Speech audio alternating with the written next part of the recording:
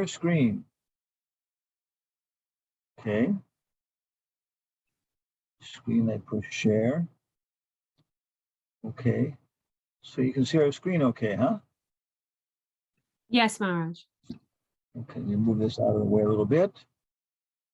Try and load my PPTX. Okay. Jaya Jaya Shai Chaitanya Jaya Nityananda.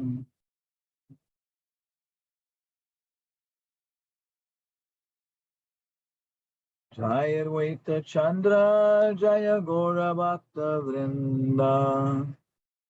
Jaya Advaita Chandra Jaya Gora Bhakta. Jaya Joya Sri Chaitanya Jaya Nityananda. Jaya Jaya Sri Chaitanya Jaya Nityananda. Jaya Advaita Chandra Jaya Gora Bhakta Vrinda.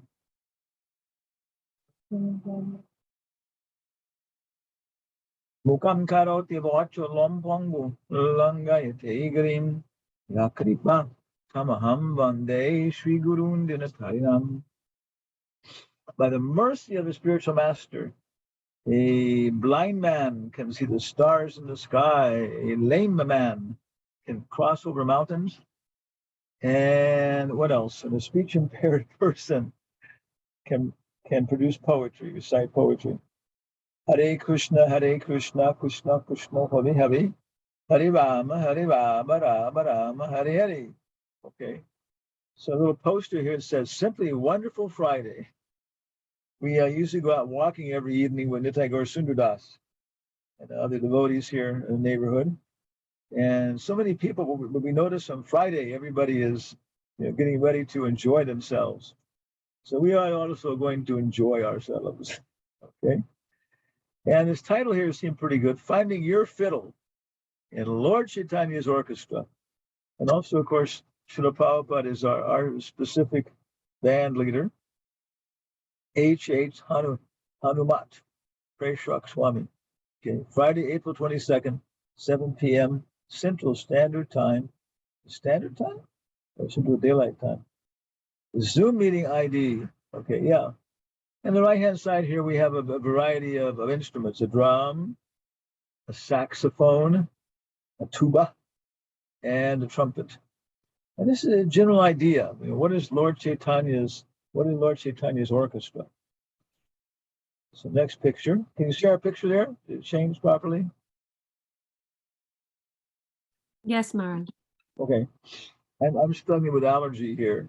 This has already happened the last few days. Okay. So this is from Chaitanya Charitamrita, first section, Adi Lila, chapter 7, verse 176. And this chapter, Lord Chaitanya in 5 features, Srila Prabhupada actually printed it as a separate book in the beginning because it's so nice. It talks all about the Panchatattva and Kirtan.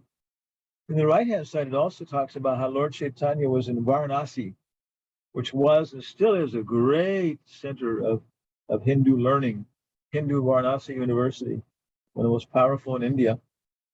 And there were so many Mayavadi sannyasis, just like Vrindavan, Jagannath Puri.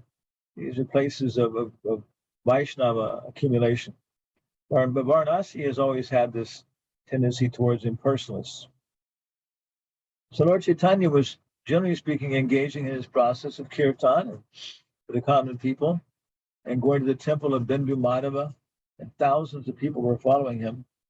The sannyasis were criticizing him just as a sentimentalist and, like a sahaja or something. And so this was very, very disturbing to the devotees. So just when they were complaining about this and how they couldn't tolerate this, one Brahmin, I think a Deccan Brahmin, came in and extended an invitation to Lord Chaitanya to come to his hacienda, his house, and he was inviting all the other sannyasis, wanted to invite Lord Chaitanya. And he also wanted to invite Lord Chaitanya so he could, try and eliminate this criticism by other sannyasis. So Lord Chaitanya then accepted it, although normally he didn't accept associating with Mayavadi sannyasis. And when he got there, the Mayavadi sannyasis, you can see they have three three horizontal lines of tilak, and ekadandas, one danda. They were all sitting there, and when Lord Chaitanya came in, he washed his feet, where one washes his feet after walking in the dust. Then he sat down in that little bit contaminated area, but he was manifesting a very, very strong influence, Brahma Jyoti. Prabhupada says every devotee who follows nice principles has these features. We have our instrument. He says every devotee who's following the principles will have a nice kirtan, very, very nice bodily effulgence, and nice smile. So we should go around smiling at people and flashing our effulgence. And especially the Mayavadis are very much attracted by the Brahma Jyoti. So they were very attracted by Lord Chaitanya.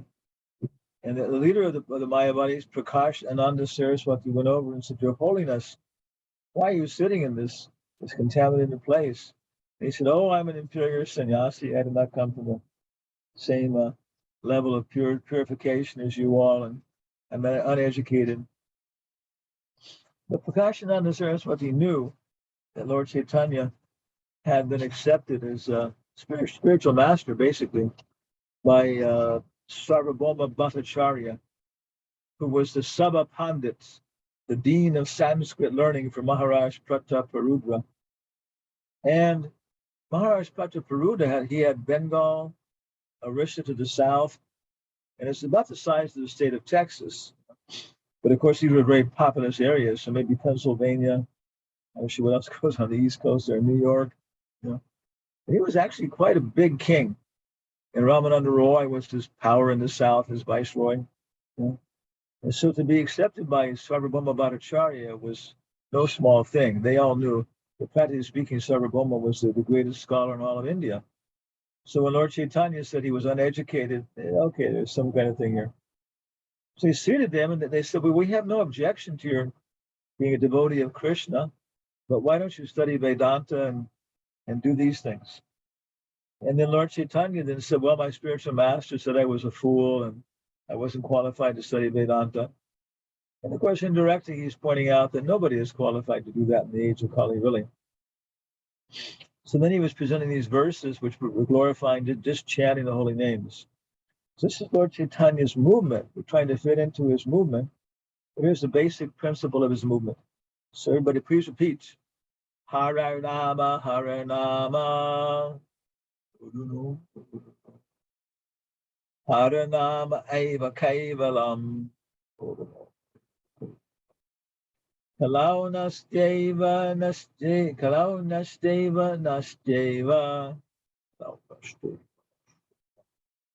Nastyaiva Gatir Anyata. For spiritual progress in this age of Kali, there is no alternative. There is no alternative. There is no alternative to the holy name, the holy name, the holy name of the Lord. And the prayer that Jesus Christ gives us, it says, "Our Father, who art in heaven, hallowed be thy name." And St. Francis is the father of modern caroling. The Oxford Book of Carol describes him that. It says he's a precursor, if not father, of modern caroling. And he would go out with drums and flutes and singing about the glories of God. So this is the basic principle of Lord Chaitanya's movement. And the purport, following Bhaktisiddhanta Saraswati Bhaktivinoda Thakur, the Parampara, Vishwanath Chakravarti, Srila Prabhupada says, for progress in spiritual life, the Shastras recommend meditation in the Satya Yuga, sacrifice for the satisfaction of Lord Vishnu in Treta Yuga, and gorgeous worship of the Lord in the temple in Dwapara Yuga. But in the age of Kali, one can achieve spiritual progress only by chanting the holy name of the Lord. This is confirmed in various scriptures. So you look at archaeologically, there's so much money and effort putting into archaeology in the Eastern Mediterranean, the Babylonian, the Assyrian, the Mesopotamian, and of course the Israeli traditions. And they were doing, the Israeli tradition was this regular sacrifice. They were sacrificing rams, killing them, and the blood was the life they were putting on their bodies. There's so many things. But I think it was in the time of Abraham or something. At some point it was stopped. Okay. And then human sacrifices first and later animal sacrifices. And of course, Buddha stopped it in the Orient. So these things were there and they used to work, but then they just became an excuse for a barbecue. And then later idolatry, worship of beautiful statues, but all these things, you see, they became useless. So finally it comes down to Christianity, which is involved in observing the Sabbath and reading the books together musically, reciting from the Jewish tradition, and the Christian tradition with hymns and the Muslim tradition. I forgot what it is. It's some large number of people, like out of 8 billion people on the planet, or something. I'm not sure what it is, but it's a tremendous percentage. Most are Christians, and then they take their activities from them. So they find the same thing. It's working because people have some singing of songs, musically reciting prayers, glorifying the Lord. Okay, so this is the age. This is Lord Chaitanya's movement. Okay, Srimad Bhagavatam, there are many references to this fact. In the 12th canto, 351, it is said, Kalayar dosha nide rajan, astihi eko mahan gunaha, kirtana deva krishnasya, mukta sangha param vrajet. Okay, we can all chant it together. Close your eyes if you can do it. Kalo dosha nide rajan, astihi eko mahan gunaha, kirtana eva krishnasya, mukta sangha param vrajet. And what this says is that the age of Kali is an ocean, dosha, ocean of faults, dosha nidhi.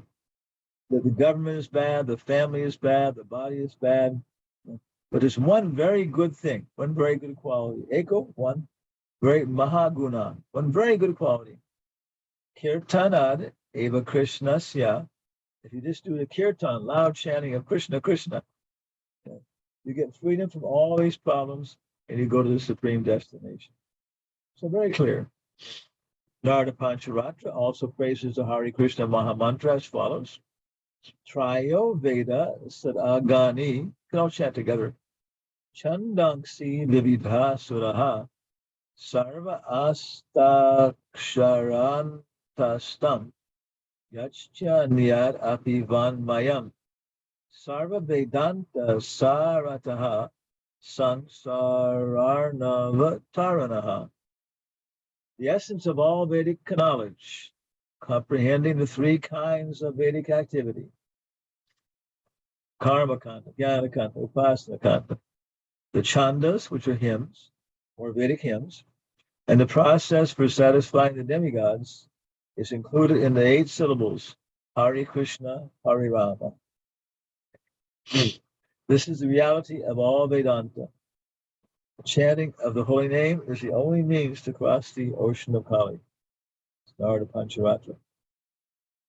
Something in the Kali Santara Upanishad. Let me turn off my second here. Can I do this? There it is. Turn off my video. Yeah. Okay. Similarly, in the Kali Santara Upanishad, it says, Hare Krishna, Krishna Krishna, Hare Hare, Hare Rama, Rama Rama, Hare Hare.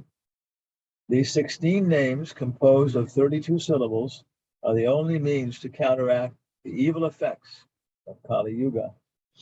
In all the Vedas, it is seen that to cross the ocean of nescience, there is no alternative to the chanting of the holy name. End quote. Similarly, Madhvacharya, while commenting upon the Mundaka Upanishad, has quoted the following verse from the Narayana Samhita. Dwa pariyayar janayar Vishnu pancharatrais tu kevalahai kalau tu nama mantrena pujate bhagavan harehi. I'll start my video again. Okay, all right, we'll do that. Okay.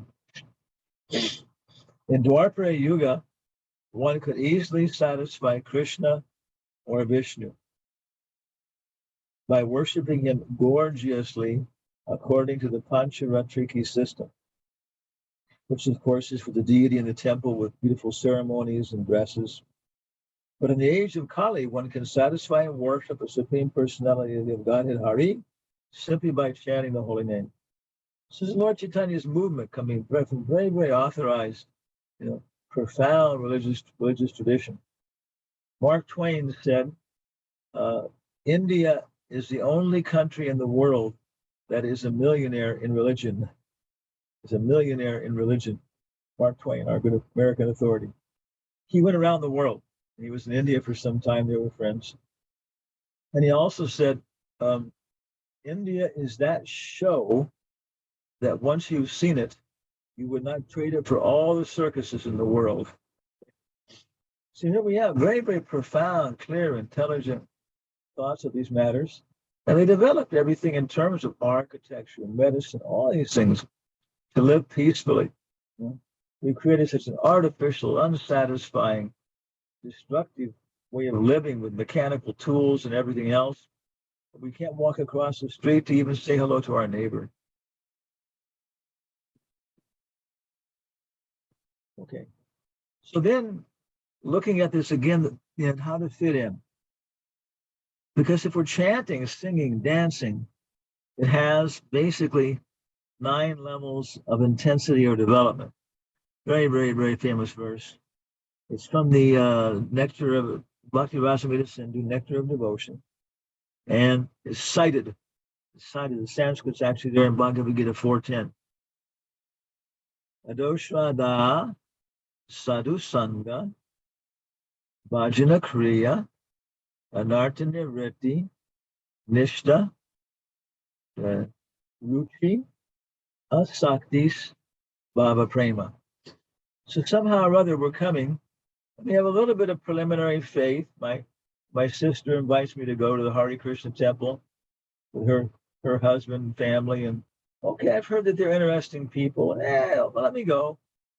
A little adoshrada, a little faith, a little openness of mind. Okay, and that's the way it begins. And so you go and you're thinking, okay, but if it's not nice, I won't go again.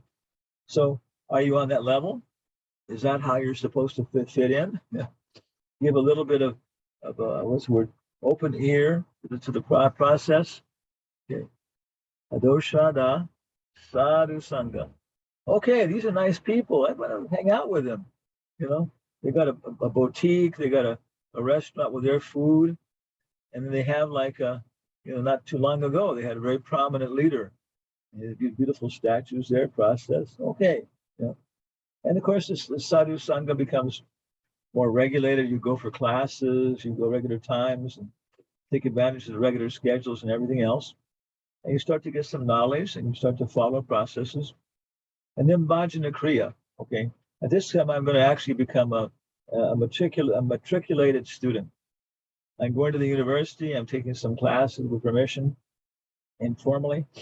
But now I'm going to be a matriculated student. That's how I'm going to fit in.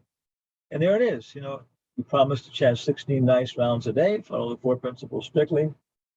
And of course, there's a lot of things that are required to make that practical. And you'll find them naturally. Then if you do that, other side is at the university, the school, the professor, the dean, A.C. Bhaktivedanta Swami, who guarantees that step by step, you'll be elevated to the platform of Uttama Adhikari. And you can see this universally, different religions, the different levels same levels of elevation are there. Okay, so you're following initiated. Then because you're doing this worship, this work of worship, all of your different bad habits just start going away. If you start flooding the glass with milk, all the different ink and mud and all this stuff will get out.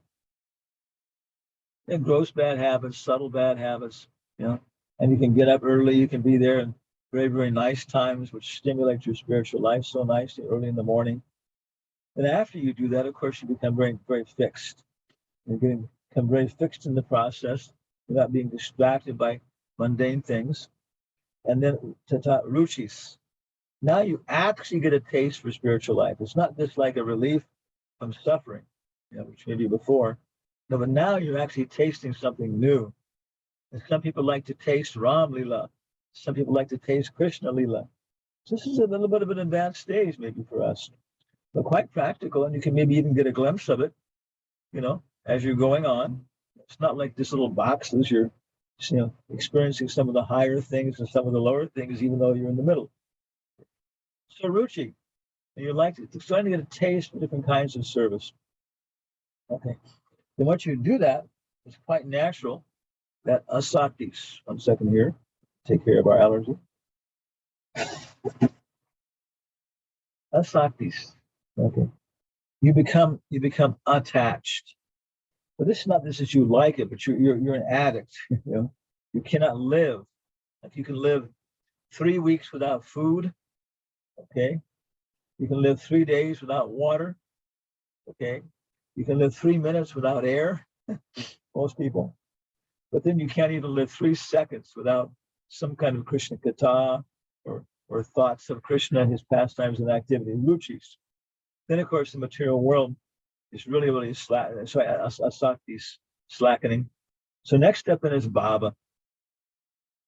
You plant the seed, it becomes a sprout, it becomes a sapling, it becomes a tree.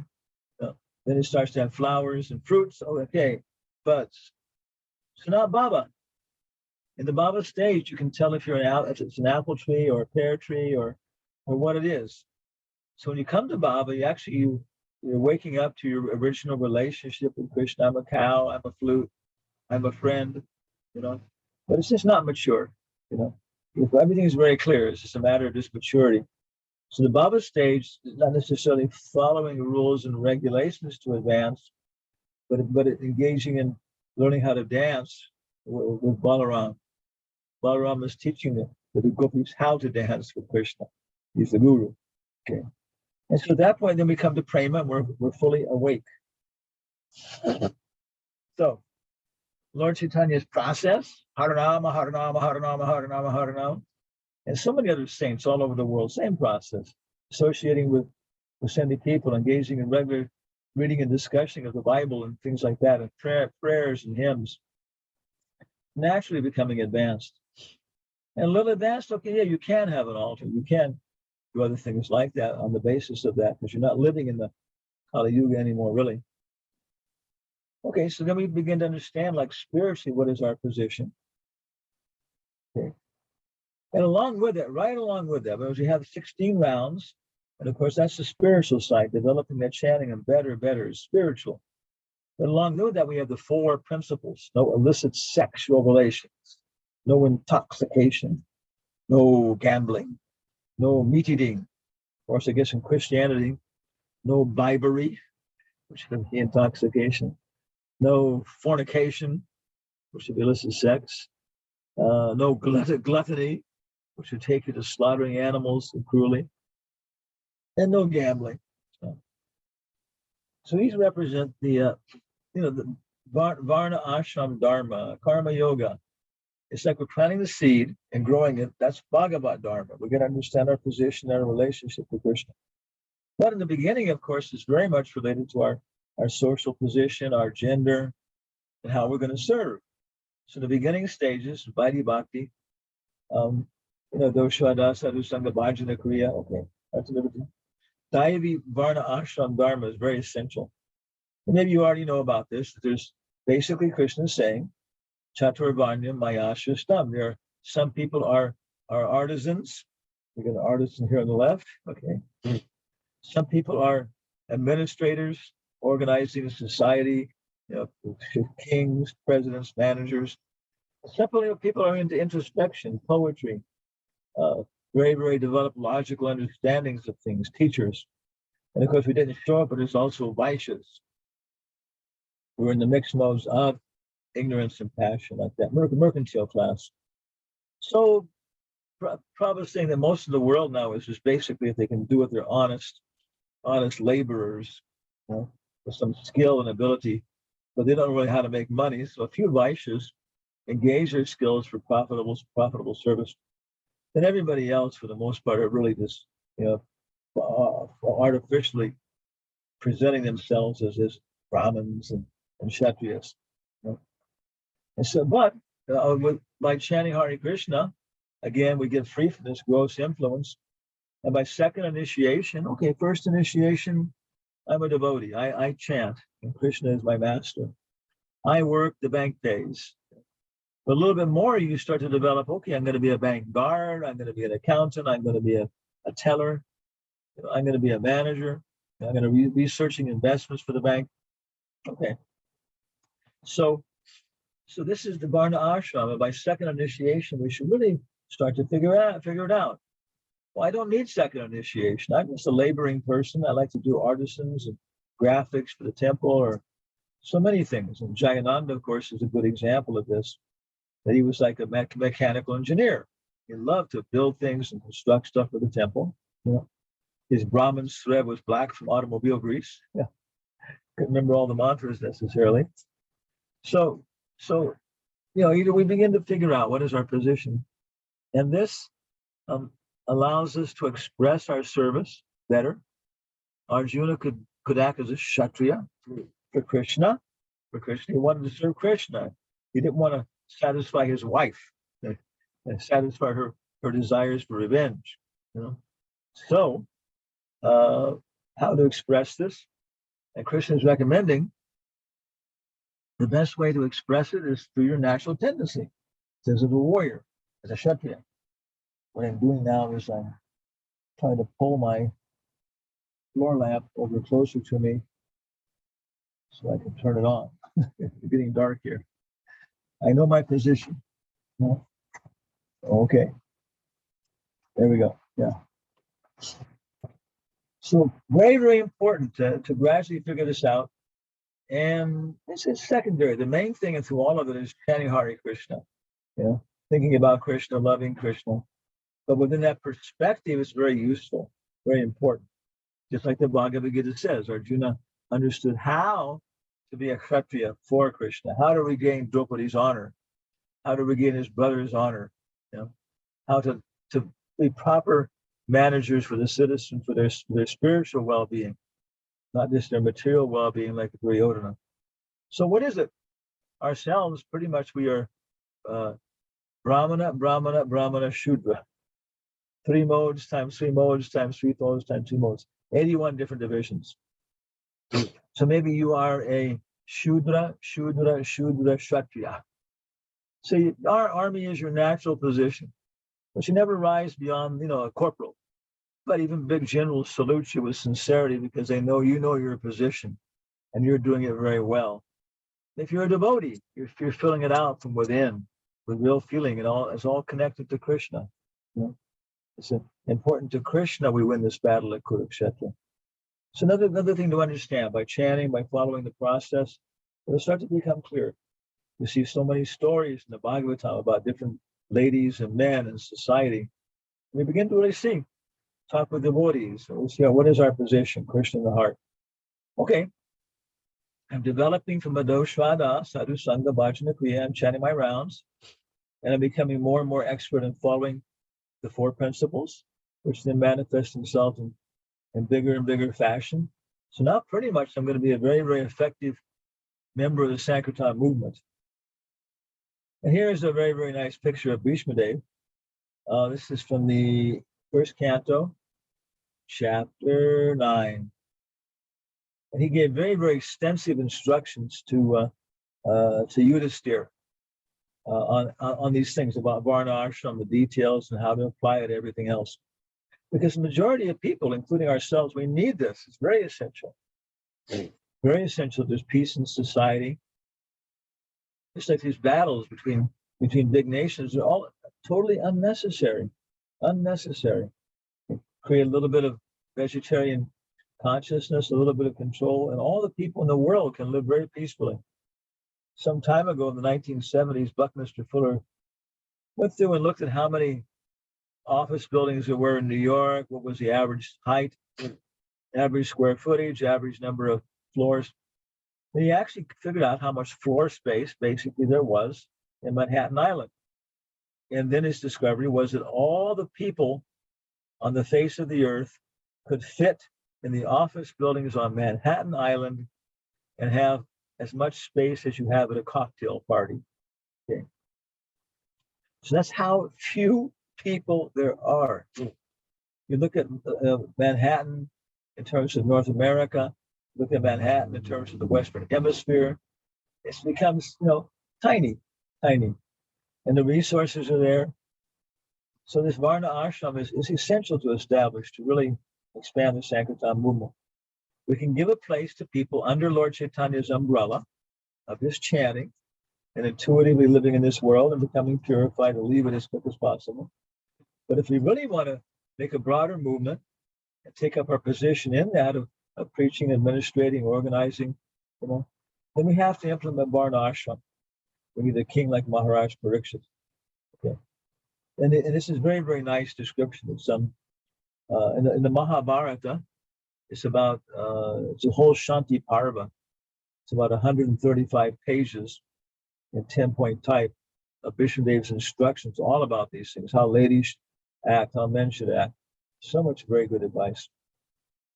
And taking it, and we go on as devotees, we take more and more of this. And of course, Prabhupada summarizes in his books, and especially in the two purports, a very excellent summary of our whole idea about what is Varnashram and how ladies should act, how merchants should act, how student life, what it should be included, what your education should be. All there in very, very precise summary in two purports.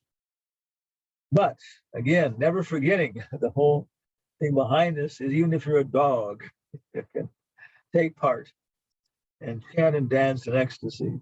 And here we have our dog at the piano. Okay. So, thank you very much. All glories to Srila Prabhupada. Any questions, comments, complaints?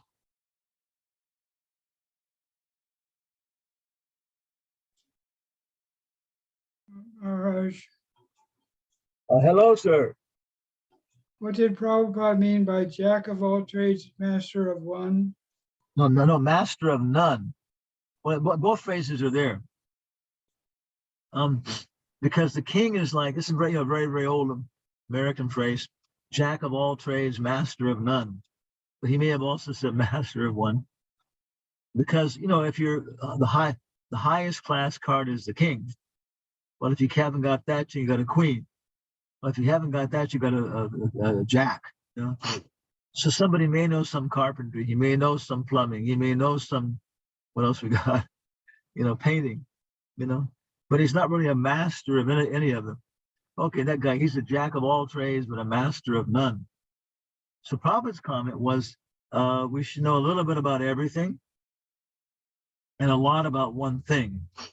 So even in terms of, Varna ashram, everything else, and we define our position, the kind of work we're supposed to be doing, and we become very expert at it, and then, but in general, the PhD means everything about one tiny subject. Maybe 5 or 6 people on the whole planet know and really talk with you.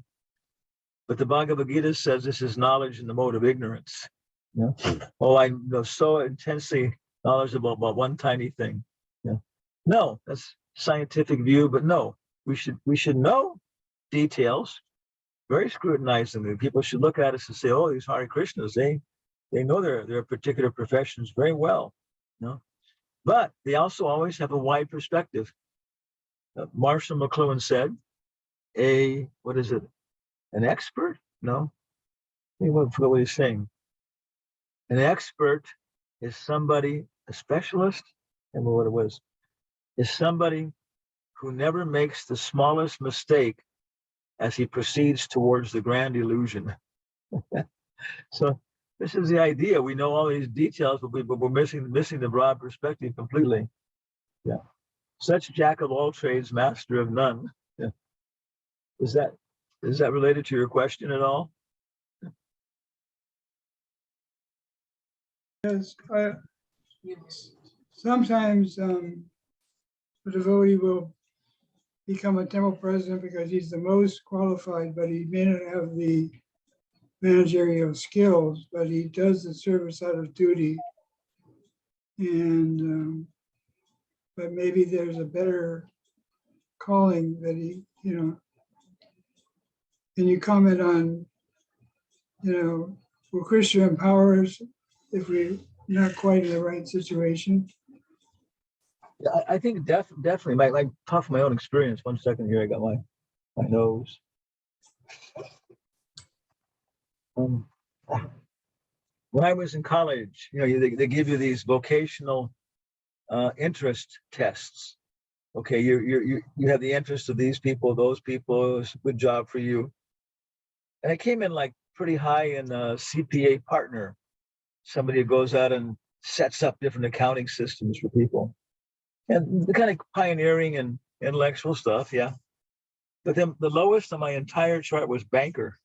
Okay, so when I moved in the temple, in the beginning I was washing pots and cleaning floors, which was quite satisfying. But then Bhaktidas said, "Well, we need a treasurer. You be the treasurer." And it was exactly contrary to my karma yoga, my nature. I had no interest in money whatsoever.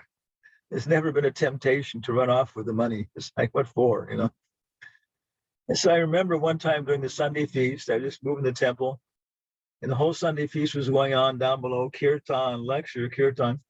And I was just sitting up in the little treasury room looking at these bags of coins, looking at them. I just could not, like, any motivation to put them in the machines, to sort them, to package them. So I was just going through it, and it forced me to go from the level of karma yoga, connecting up to my particular, physical, tendencies, natural things, to jnana yoga, and to the level of connecting up to it through intelligence, intellectual stuff. So maybe that's it. The temple. I mean, also several times myself, I was precisely in the position of management, which is also not my thing. And several times I can tell. And I was realizing by then, no, this is not my nature. But Bhakti Damodar Maharaj has gone to India. Abhimanyu has gone to India. All of our natural management people had all gone to India and left me there, And so I did it. And I maybe had to eat a little more and do a little more in this to just get my senses to cooperate with it, and so on. But I thought, okay, it's okay that my senses need this because it's not my nature, One of our Lavanya Mangalam, she was she's a professional secretary. She's one of these people who could do like 140 words a minute or something. There's no letters on the keyboard. So she became a devotee, and Hansaduder had her very engaged, working. And at nighttime, she found a place just down on Telegraph Avenue a little bit where they had dance classes and stuff, So she was taking some dance classes twice a week with all ladies and lady teachers and stuff. And some of the devotees were criticizing her, and he was chastising her. Hansaduder was chastising, "You idiot. She's working all day like this, and it's natural. She needs some relaxation, associate with other people." And probably she's talking to them about, Krishna consciousness. So I would say yes, that, we can be connected up to the jnana yoga level, that it may not be exactly our cup of tea, but also we'll see that, like you're saying, that even though I know this is not my nature, yeah, but Krishna gives me the potency to do it, and maybe I'm not doing it so well, but yeah, it's working out. It shouldn't work out because I'm not a first class administrator, but Krishna's giving me special thoughts and ideas. Okay, like that. So does that deal with your second question? Yes, I think in ISKCON now there's more of a organized plan to train, pujaris and managers and teachers, give more specific. I mean, probably the ideal thing is to find one's natural calling according to their nature. But so many devotees have, done the needful, like Prabhupada used the phrase, do the needful. Yeah. And I think it's exactly that. Sometimes, like, Krishna just puts us in a position which is not our karma. So otherwise it's very comfortable. You can stay there forever. You're never experiencing deeper levels of commitment. Just kind of floating along, doing what you do naturally and enjoying life, So Krishna always agitating us to put us in positions which are not exactly according to our gross body. Okay, yeah. And so we go from karma yoga to jnana yoga to dhyana yoga from the bhakti yoga perspective, like that. Well, we have one GBC secretary here. We have one Ayurvedic doctor. I see. We got a couple rascals. I know here too. Rascal and Raskini. Rascals and Raskinis here. Yeah. All right. Maharaj Kishori Priya has a question. Would you like to unmute? I have a question, yes. Oh, okay. All right, more of a inquiry. Yeah, Maharaj mentioned about, joyfully doing your job or enjoying your, whatever your Varnashram Dharma. I find the main factor with dealing with scientists and then people of intellect and then religious is that aspect of soul. They don't really understand the soul. And then people do have a concept of soul, seem to be more attuned to, the environment than some that are in the more scientific or logical aspect. But as the Bhagavad Gita said, the soul is joyful by nature. And sometimes if you don't understand it, no matter what you do, you're not going to be happy if you don't know your soul. So I think inquiries in that area is one thing that's good about the science of self-realization and Krishna consciousness. It reveals your soul and you get to know what particulars that your soul is because you're an individual.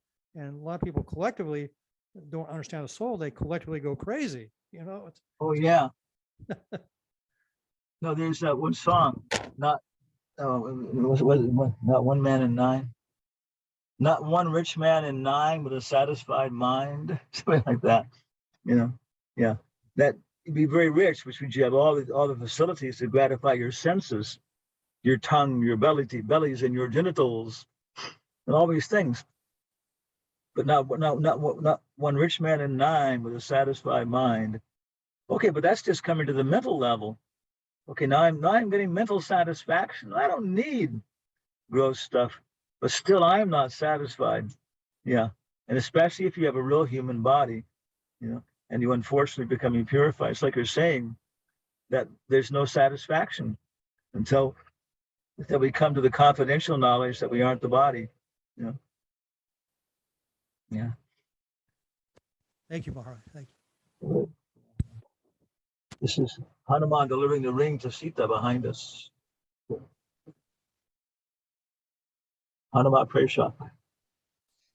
We have Kishori Priya, Sri Rupa Devi Dasi, PAS, Carlos Roll, who's from Chile, Jai Haridas, who's in the other room, Vishnanandani, who's in Argentina. Yes. Yeah. Diana Sanchez, I think also in Chile. Ishray Radha in Peru, Lori Raghava Chaitanya Das, and Mataresh Das, who's our GBC secretary in South America and Bolivia. And he has the UPS contract for Bolivia. So whenever you're supporting, so send your materials UPS. Nikunja Bihari, Ayurvedic doctor. Sumitra Radha Devi Dasi from Houston. Padwali, here, Padaduli's iPhone. Gopinath Achari and Mitra Benda Devi Dasi. Okay. Ganga. Yeah, so many nice devotees here.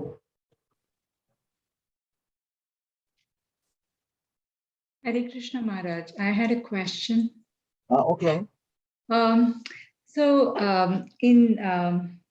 In Queen Kunti's prayer series, Srila Prabhupada, the verse where Yudhishthir Maharaj laments about all those people who had sacrificed their life for his sake, and he really feels that he has not done justice.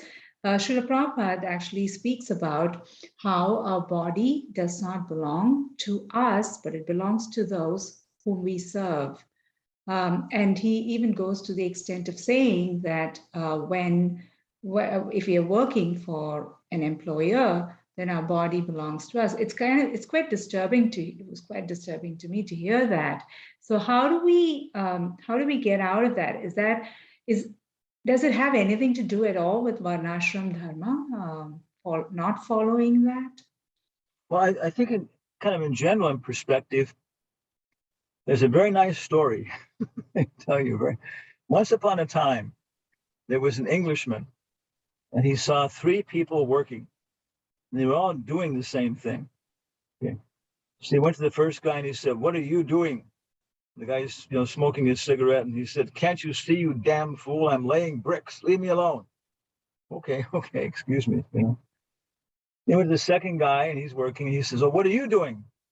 And the guy said, "Oh, I'm making money, taking care of my family." Okay, thank you. He went to the third person. They're all doing the same thing. Okay.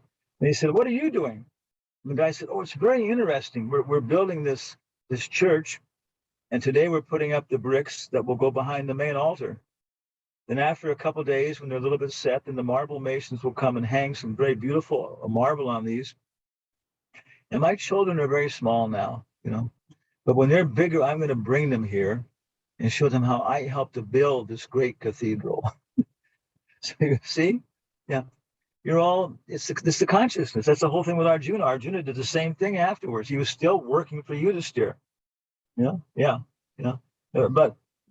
the consciousness was no, that Krishna put me in this position where I'm working for this neurotic boss. Yeah. Okay, what do? Hate the neurotic boss? No, I realize that maybe Krishna put me here to help this guy or this lady, and then they're not after me. They have almost no intelligence whatsoever who I am, So all their activities and sadistic everything else is for something that is bothering them, And so at that point we begin to realize, and then it becomes quite an adventure, and all the different, why are they assaulting me? Okay, because of this. That's last time too. And you get around to it and you start penetrating and talking to the person. In so many cases like this, so many cases, the person becomes your best friend, and then they tell you, in my life, this has changed my life knowing you and stuff. So it's the whole attitude and the perspective.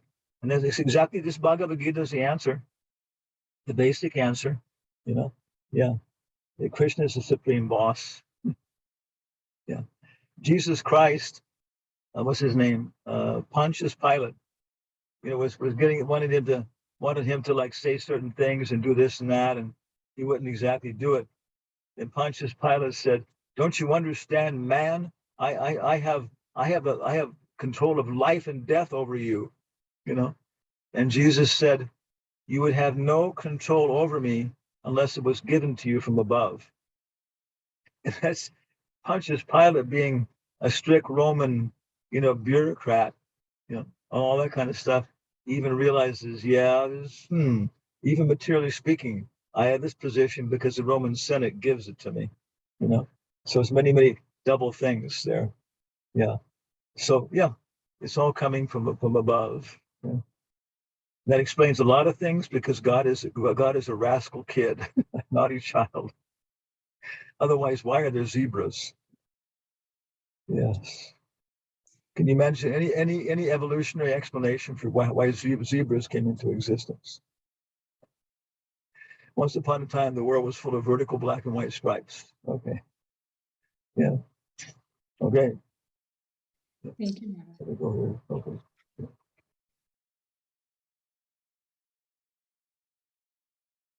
So we're kind of trying to consolidate everything, our position in the Sankirtan movement. We're really understanding so much more, becoming so much more peaceful and happy, understanding what we're supposed to be doing. But now at 70, whatever it is, years old, 70 something, people are starting to beat on us. Okay, you've been doing so much work. You got to consolidate it. Come on, put it together and so people can take advantage of it. So what it's come down to is we're making movies. So we were in Peru for 6 months. We finished off our first movie. And all the people down there, so many big people we were able to meet with over the years and work with them. 2 of them with the United Nations.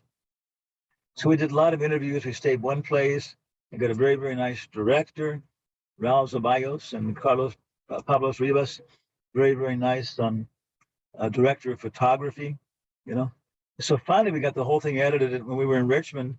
After we got back here, we showed it for the first time, and the kids sat through the whole thing with prasadam. And afterwards, 8 adults just ran up to us saying, "So nice," everything else. So I would give it about 80%, on quality. But yeah, what can you do? You wish for making a movie, all this kind of stuff. It's very good. It's useful. So now we're starting our second movie, which will be in the United States.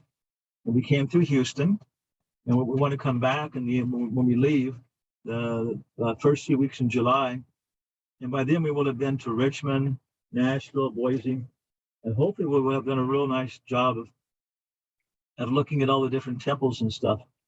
South America was meetings with remarkable men, and North America will be sacred spaces, because in North America we're very, very confident at manipulating matter. But there's no great people. We don't build great people. We build people who can manipulate matter very well. And we're realizing the temple in Houston is not the ripened mango. It's a tree of ripened mangoes. the restaurant, the Goshala. Then we went to Richmond, and Richmond is it's incredible. It's the seed.